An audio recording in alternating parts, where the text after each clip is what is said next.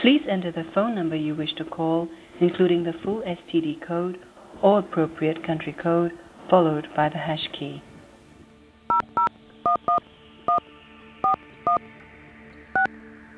Your call is being connected. Please wait.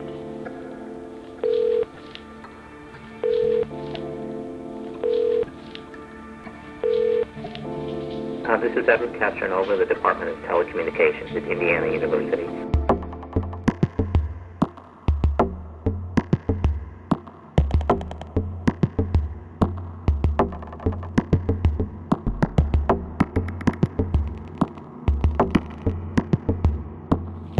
Well, at a fundamental level, I would say there are no differences between a real economy and a virtual economy because of the forces of supply and demand are in effect.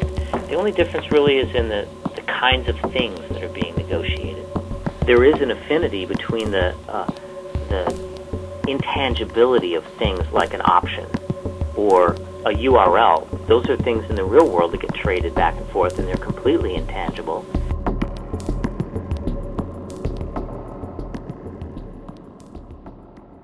In the massive multiplayer realm, you have people investing a lot of time into it because of the way the designer made the game that required you to work for so many hours, so like 8 to 12 hours just to get this one item, right? You work for getting that. A lot of people who do this are sitting there for like weeks on end, like if they're not in school at work, they're at a web cafe or at home leveling their character. And I think that's also really interesting, the shift between a virtual economy and an actual economy where the money is being tied to the bits of data as opposed to actual physical, tangible objects, right? Well, that's just where we've moved to in our economies, right? We've been able to create entire business models based around information. However, you also have games like World of Warcraft, right, which has what's the number on that? 4.5 million people playing worldwide?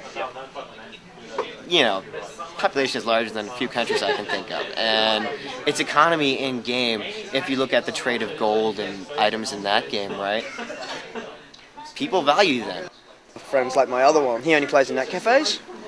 He makes his living off gaming. They pay him to what they call rush, which basically means you rush through the game 3 times, like on the normal setting, then the harder, and then the hardest setting. And so that means you can go anywhere in the game you want after that. I mean, he makes like $150, $200 a day.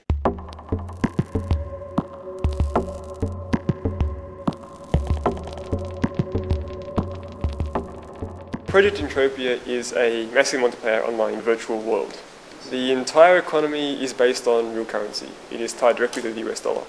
So for every US dollar you put in, you get 10 PED, which is the virtual currency, Project Entropia dollar.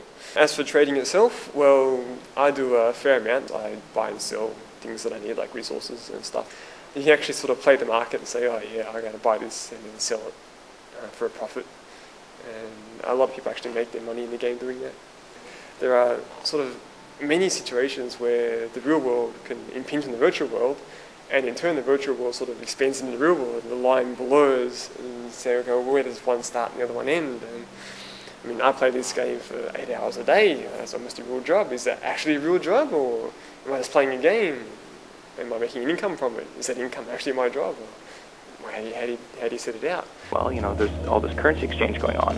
Why not treat it as an actual exchange-traded currency? Supply and demand is about people choosing what to do, what to buy, what to hold on to under circumstances of scarcity. And we have that in all cultures in the real world and all times, and we have them in the virtual world. It's just human beings, and there are things that are scarce. Okay, they're magic wands and stuff like that, but they're still scarce. Things don't have to be real to have value. So this is Treasure Island, the entire area I own. The island itself came up for auction around October, November 2004, last year. And it was actually sold in December, middle of December, for 265,000 PED and a handful of PEC. And that's worth 26,000 US dollars basically.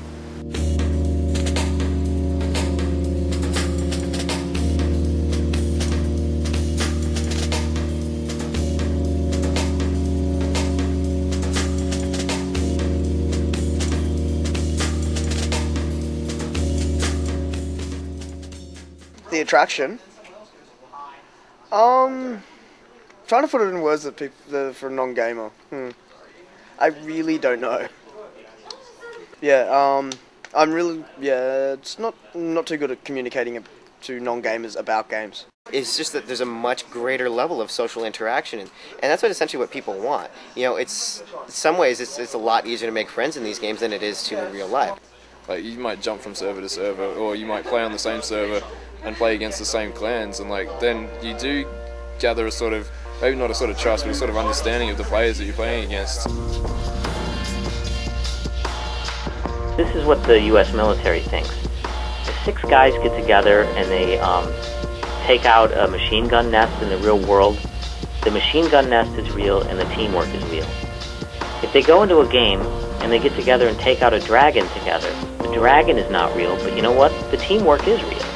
Things that create reality are actually the relationships between the people.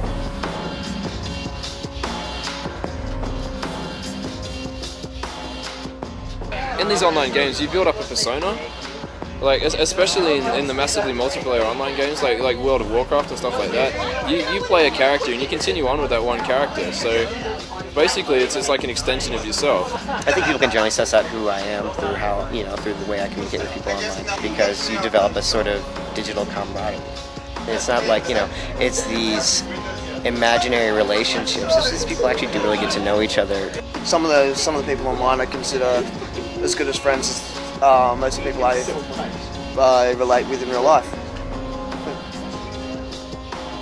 As the percentage of world populations born after the year 1980 increases, it will become increasingly natural for people to spend a lot of time communicating with others through their characters.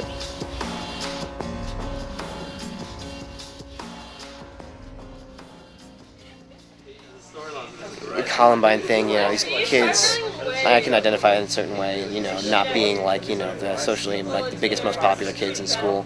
Like, I can look back on some of the people who used to pick on me back in the day, kind of big assholes. I can look back on them now, and where I am, I'm happy with who I am now. I'm on the other side of the world, and I've met really cool, fun people to be around with. And, I look at them, I'm thinking to myself, hey, despite the fact that, you're a bunch of assholes, I somehow made it. I made it out fine. It's just something you have to deal with. For some people, it's not escape. It's refuge from real-world systems that are oppressive and that discriminate against people on the basis of the color of their skin, their cultural background, the shape of their bodies, their height, their weight, the look of their teeth. And anyway, is there any guarantee that the game that we've been offered here in the real world is wonderful? Before we excoriate the games for offering this alternative environment, we should realize what they are. They are a mirror of criticism on our society.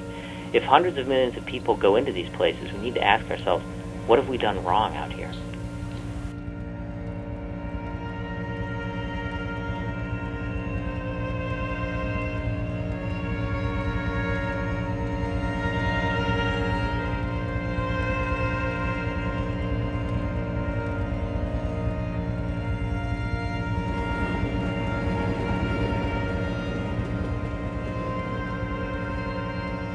We have to face the reality that people will choose what world they want to live in.